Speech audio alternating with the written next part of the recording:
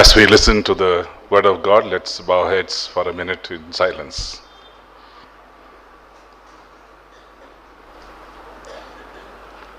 Lord, we come into your presence this evening, asking you that you would speak to us at this moment as we give our thanksgiving for the principal who's leaving this institution, and as we welcome the new principal.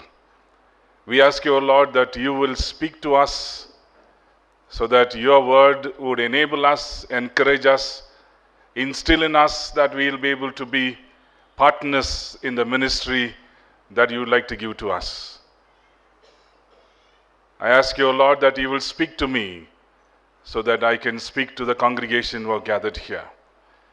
Bless this time of speaking and listening. Take our eyes and help us to see the wondrous things. Take our ears so that we can hear your word. Take our minds so that we can think through the word, and give us a heart of obedience. And so, Lord, we ask you that you will bless this time. In Jesus' name we pray. Amen. Respected President of the UTC Society and Council, Reverend Dr. Ratnakara Sadananda, Reverend Dr. J.R. John Samuel Raj, the outgoing principal, Reverend Dr. Chilkuri Vasantarao, the principal designate, my brother bishops, faculty, friends of UTC, and people from the Medak Diocese and from other dioceses. I bring greetings from the Karnataka Central Diocese. And UTC is part of the Karnataka Central Diocese, and it is in the heart of Karnataka Central Diocese.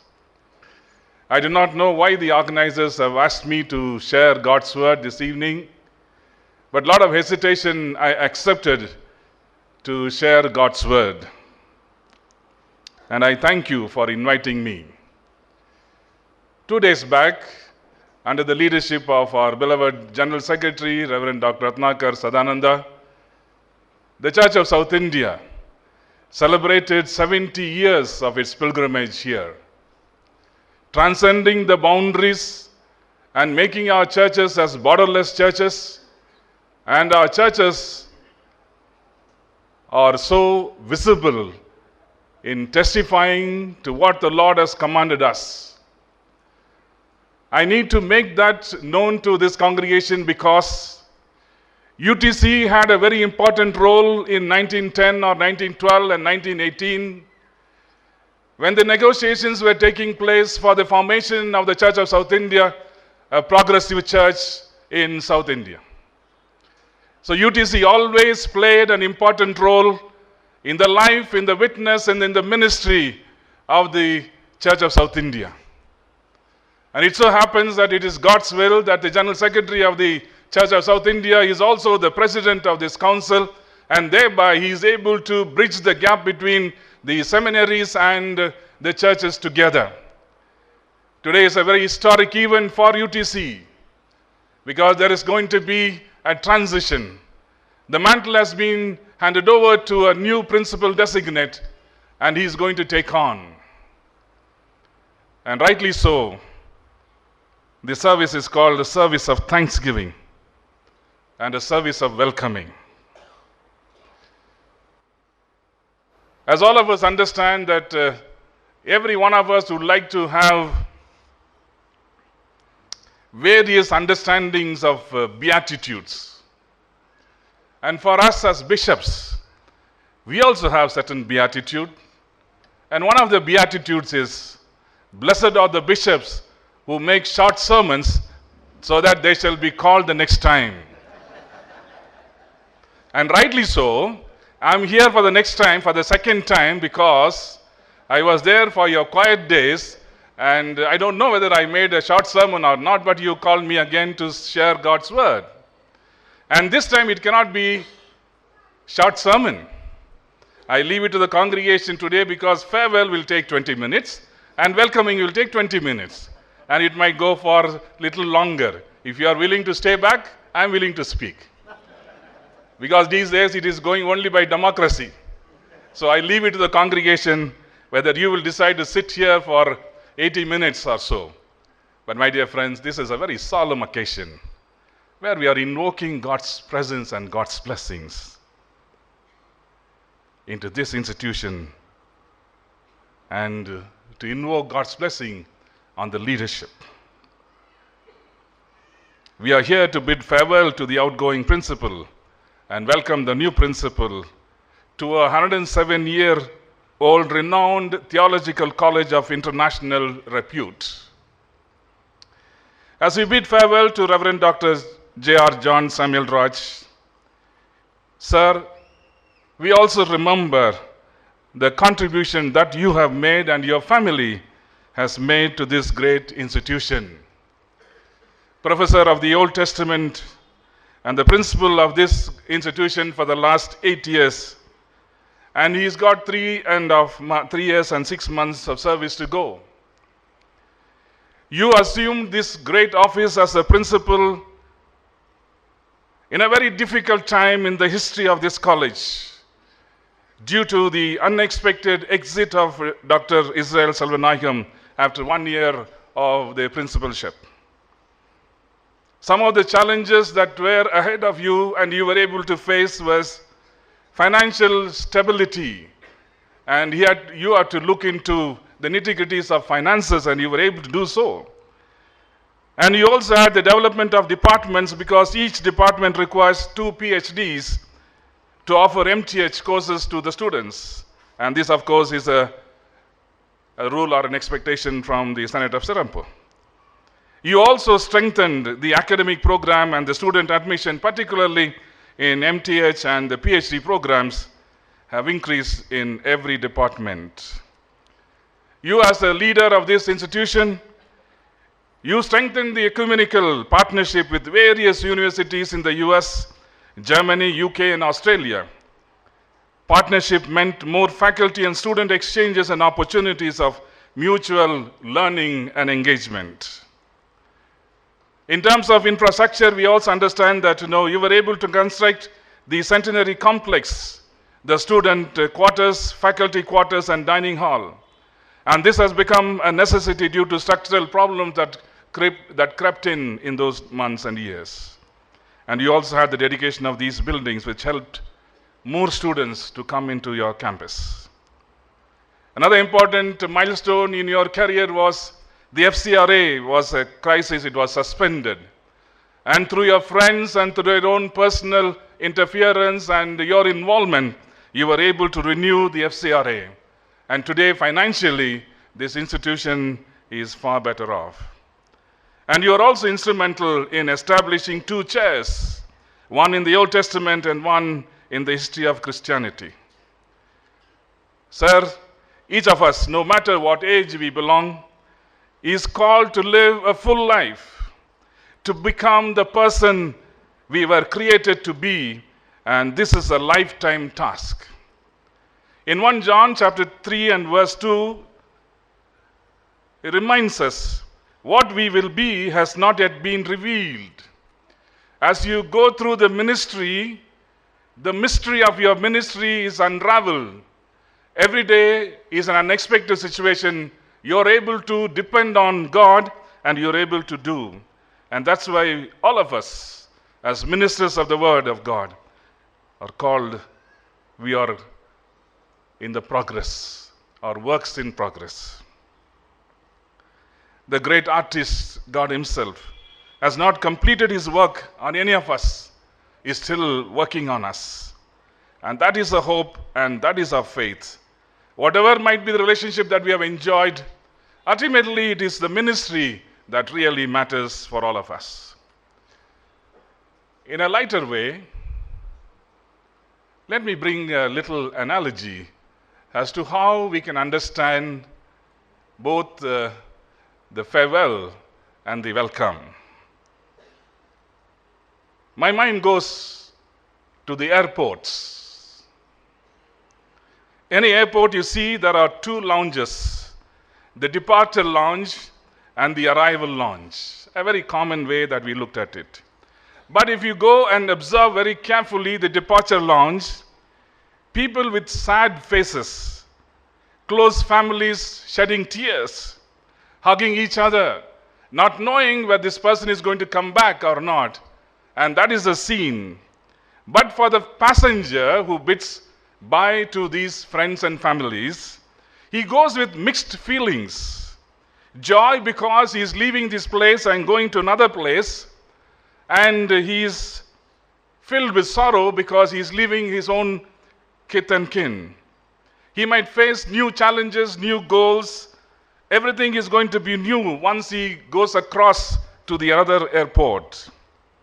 Sad because he has to leave the friends and has to make new friends. But for John Samuel Raj, he is going to continue his ministry, but he is traveling from the college where he was training, equipping pastors to the church, and he is going to go into the diocese where he is going to live among them as colleagues and friends. It's as if he is going from the workshop where he was able to make the tool to be used in the marketplace or in the society. And actually the products are being sold in the diocese, and he's going to rub his shoulders against all of those people and who have been sold and serviced in the diocese where he belongs. So your ministry is not over as yet. God, who has called you as a minister of the word, will continue to give health and strength as you arrive in another airport where people will welcome you to the new avenues. In your letter, as you conclude, which all of us must have received, you hold on to God's promises, and very especially from Jeremiah chapter 29 and verse 11. For I know the plans I have for you, declares the Lord, plans for welfare and not for evil, to give you a future and a hope. And this is our wish this evening, as we say thank you for your contribution to this great institution. May the Lord who has called you, He'll be with you. So God be with you, Reverend Dr. John Samuel Raj and his family, as you continue to do your ministry, that you will be able to come at the arrival lounge in some other airport, and you will be able to see new friends. You'll be able to make new goals and new avenues in the ministry that God has kept for you. Bidding him farewell, we come into the arrival lounge. In the arrival lounge, you see so much of expectation. There is so much of anxiety among the people who stand there. They go to the places where the timetable is being exhibited electronically, otherwise. They look into that, what is the expected time of arrival? Whether the person knows the other person or not, but they look at those familiar things. Even if you don't know the person, you get familiar with that person. As a person picks him up from the airport, he starts talking to the person and getting to know the person. And before he could reach the destination, the driver or the other person who were standing there with a placard, not knowing who's coming in the arrival lounge, he is able to make the friendship. And he might know the place. For Reverend Dr. Chilkuri Vasantarao, UTC is not a new place. But this office is going to be a new office for him. He was on the other side, listening to the lecturers or teaching. From ACTC, he is coming here as a principal, but it's going to be a new venture altogether for him. He might know the place in general. But now, as a principal designate, in few minutes, he's going to be the principal. New opportunity for him, new vision, new goal, and everything seems to be different for him. So now, let me welcome the new principal, Reverend Dr. Chilkuri Vasantarao. That God be with you as you take on this great mantle. I chosen a passage from the book of Genesis, chapter 25, 26, and other passages. I'm very hesitant to speak to these seminarians because I asked Chilkuri Vasanta Rao, what is your department? He said, I'm Old Testament. Then I said, finish for me. Because he'll be looking into the notes and he will know the Hebrew interpretation and he will try to assess whether this bishop knows at all anything or not. And I said, okay, I didn't know that, but anyway, I chosen this passage. And I have chosen this passage because some time back I heard Reverend Dr. Ratnakar Sadananda exposing this particular passage at a different conference altogether. And from that time onwards, I've been looking into this passage, trying to ascertain, trying to understand what this passage really means, and very especially when we install a principle to an institution of this nature. Let us see what the Lord has kept as we try and understand. The one line that I can say, or the phrase that I can say to Chilkuri Vasanta Rao, don't give up. As you face the challenges of the future, don't give up.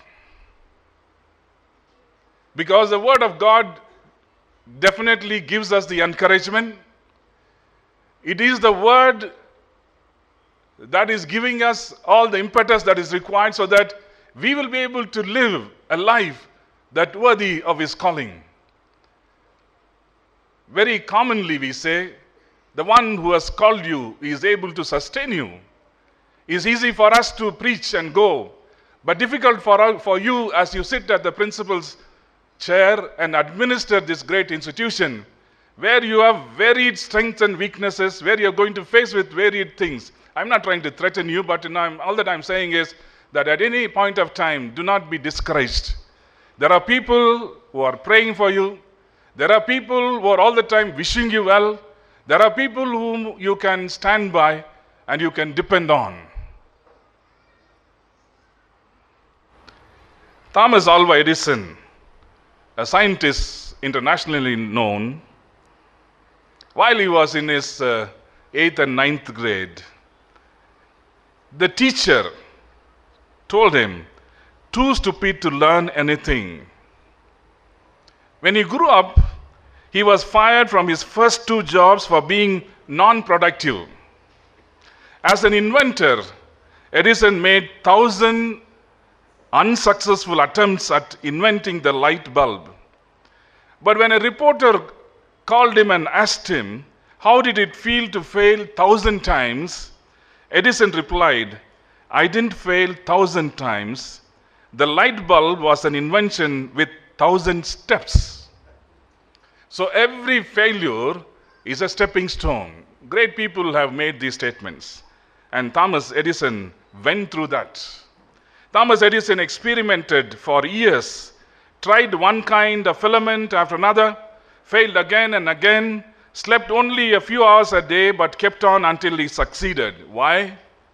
Because he had the vision of an electric lamp which would replace the dim and dangerous oil lamp of his day. After years of preparation, he did invent a bright, long-burning electric lamp, which has been a tremendous blessing to billions of people. Thomas Alva Edison held, as he went through varied inventions, 1,093 patents for different inventions. Many of them, like the light bulb, the phonograph, and the motion picture camera. And these were some of the brilliant creations that have huge influence on our everyday life.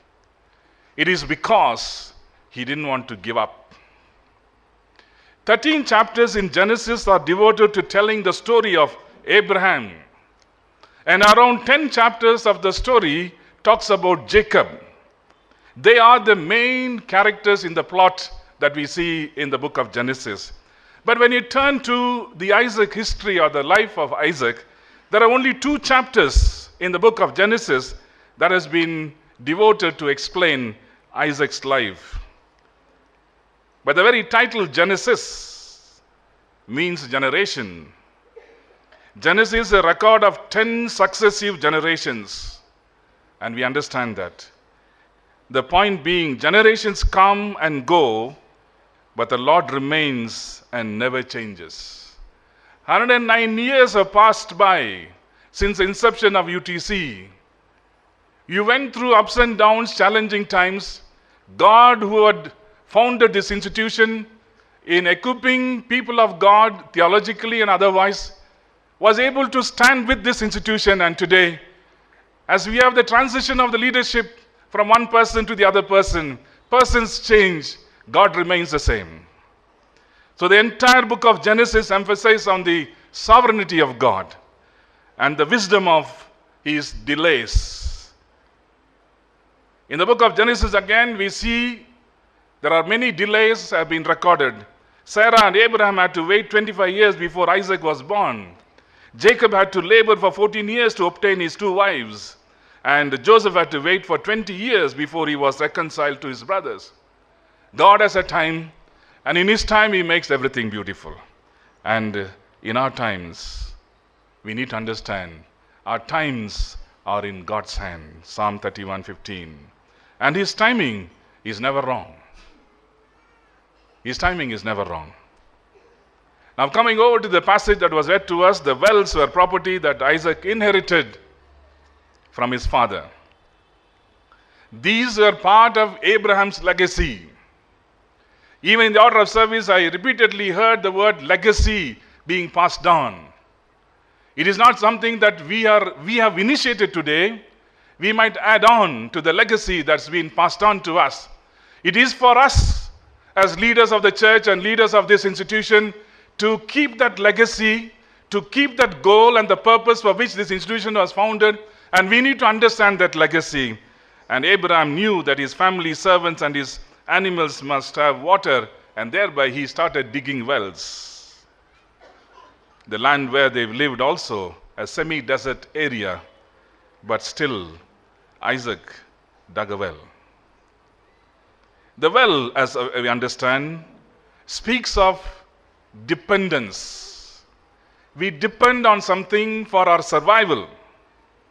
And very especially in a desert country like Palestine, it is a sign of wealth. The whole land is a desert land, and if you find a well, which means the owner of the wells is a very wealthy person, a sign of dependence on this water. Wells were dug by hand, and it took much time, unlike the modern days. Those who owned wells sold their water or bartered with those who used the well, and thereby they were wealthy. Those who owned wells could maintain larger flocks and sheep. Sheep were also a sign of wealth. Abraham was very wealthy, and he passed his wealth to Isaac.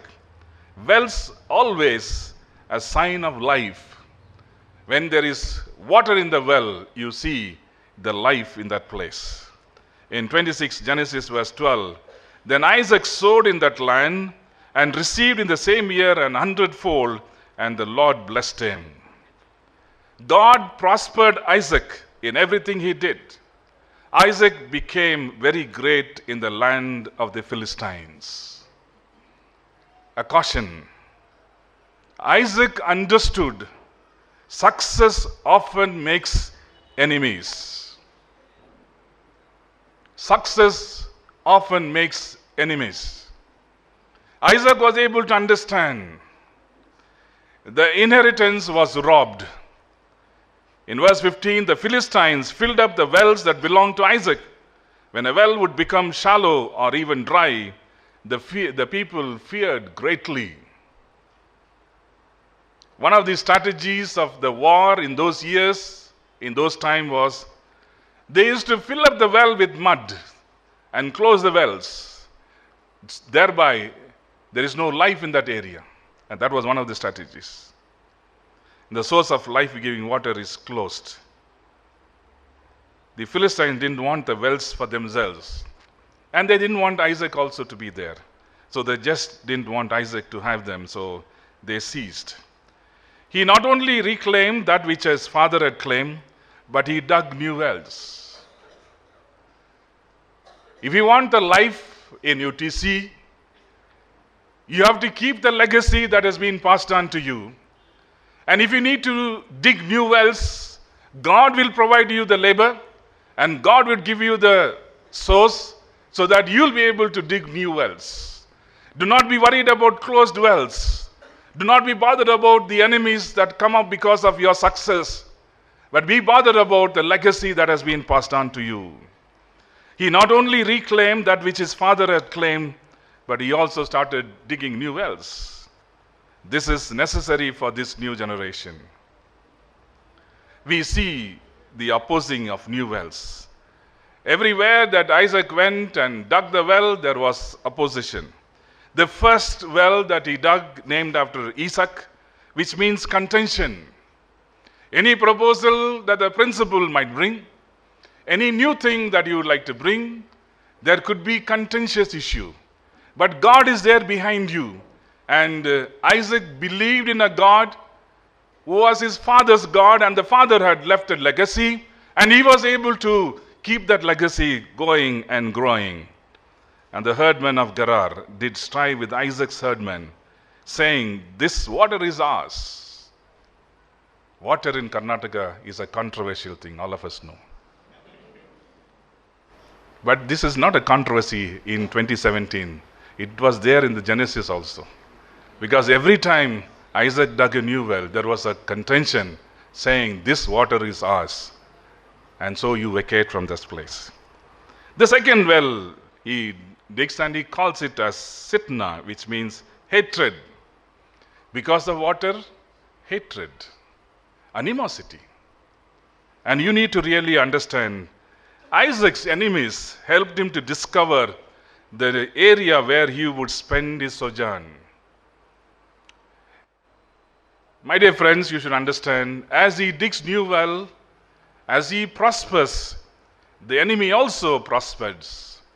And you are able to see how the enemies were enabling Isaac to sojourn in the desert land, digging new wells and fighting for it and giving them over and moving on. In all the changes that have taken place in Isaac's life, ultimately we are able to see God who was with Abraham was also with Isaac, and he was able to prosper him. And he removed from thence and digged another well. And now this well, they were able to strike at the springs, and there was a perennial water, and that he called as Rehoboth.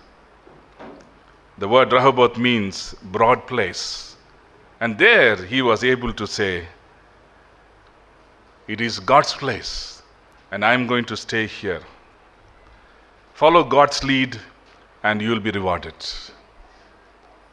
Do not let your individualistic ideas or identity come and camouflage the very will of God.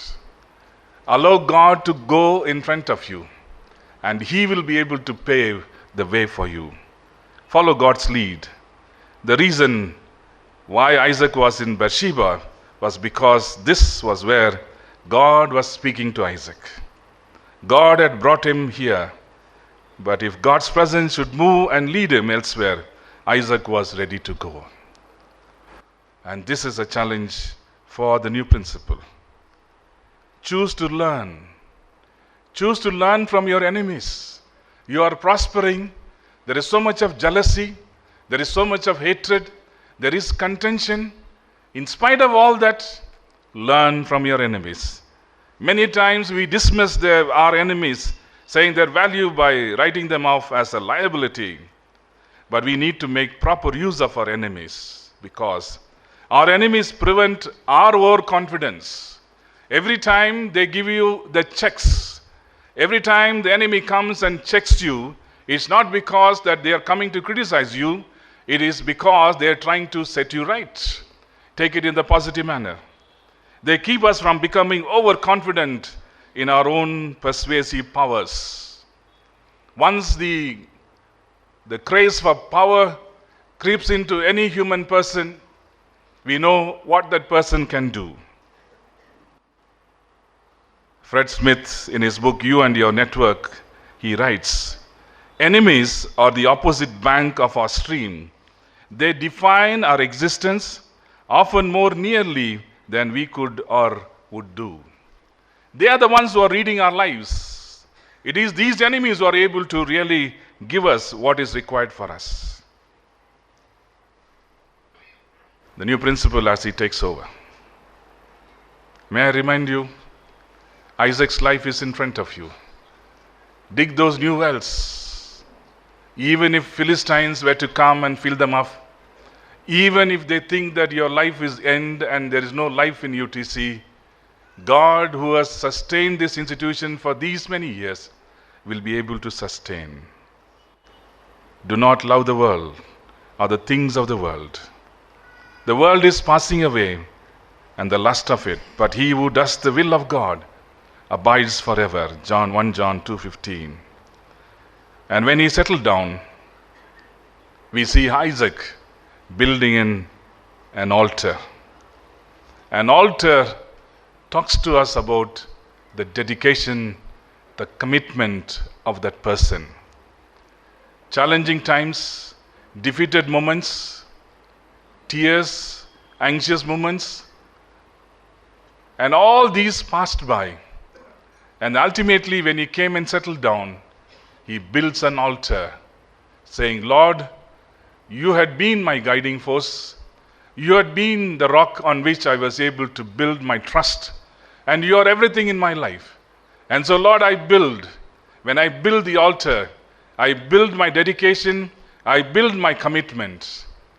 And secondly, moving away from the altar, he also says, I will pitch my tent. Tent would signify or speaks of detachment. You can pitch your tent anywhere you want.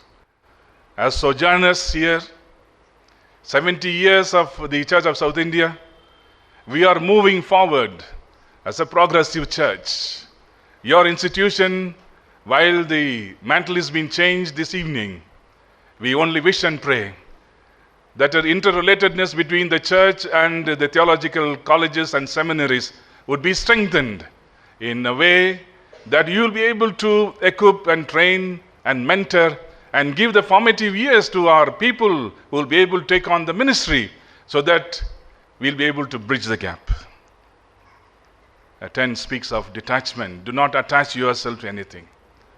Isaac never attached himself to the well, although he was dependent on the well, and anybody for that matter. But he was able to move on. If God wants you to move on, we should be able to move on. Since we are managers of all that God has entrusted to us, this evening we offer to God an open hand. And we tell God, you are the manager, you are the owner. You have all the rights to make use of us. And we give our open mind to God. Ever spending decision that we take is always submitted to the very mind of God, to the will of God. An open checkbook, a stewardship that cannot be faked. Our checkbook reveals our money management. An open mind, an open hand, an open checkbook.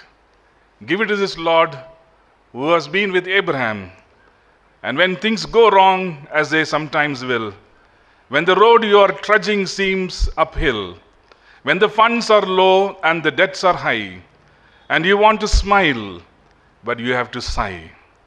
When cares are pressing you down, rest if you must, but don't quit.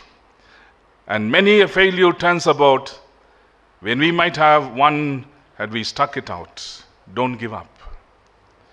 This is the day as we gather here that God would like to remind us, to the whole seminaries and the churches, the old paradigm was about pioneering, and the new paradigm is partnering. The pioneering is over. Now we need to cross our boundaries and we need to partner with each other so that the church in India would make an impact in the political and other arenas. Pioneering is over for the churches. We cannot pioneer anymore. Be it education or medical or any institution for that matter, every religious people have come into those ministries. So we need not pioneer, but we need to partner. The old paradigm was about resources. We have enough resources in our country, and we need to tap those resources.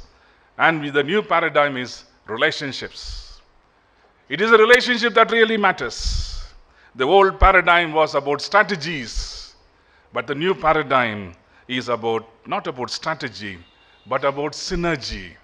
Where Apostle Paul, in Romans chapter 28 and 28, he uses the noun and he says, fellow workers or workers together. And that is the synergy that we talk about. This evening, as we bid farewell, our hearts are filled with gratitude. As we welcome the new principal, Reverend Dr. Chilkuri Vasantarao, depend on God, never give up. The task might be uphill, but tread on, because God is going before you. He who has called you is faithful, and He will help you to complete the race that you have begun today. Let us pray. We thank you, Lord, for this time that you've given to us. Our hearts are filled with thanksgiving to you for what you've done to this great institution, and for the services of our dear friend and fellow colleague and minister, Reverend Dr. John Samuel Raj, as he takes up the new assignment in his own home diocese. Make use of him. Bless him and give him health and strength. We pray, O Lord, for his wife, who is a strong pillar, helping him, praying for him, for the 2 daughters and sons-in-law, and for all the families who are gathered. We also remember, O Lord, the new incumbent, Reverend Dr. Chilkuri Vasantarao, as he takes up this great institution. May the God who has called him be faithful, and He will help him to achieve greater goals, to climb greater heights, so that internationally this college would be able to make an impact. We thank you for the thousands of students who are going to come under his care, the teaching and the non-teaching faculty of this great institution. Lord, as he relates himself to various other challenges in this premises, we ask you that you will be with him. We commit the council, we commit the executive committee, we commit everyone, the friends of UTC, and we commit all of us this evening. We give you all the glory and honor, for we ask this prayer in Jesus' name. Amen.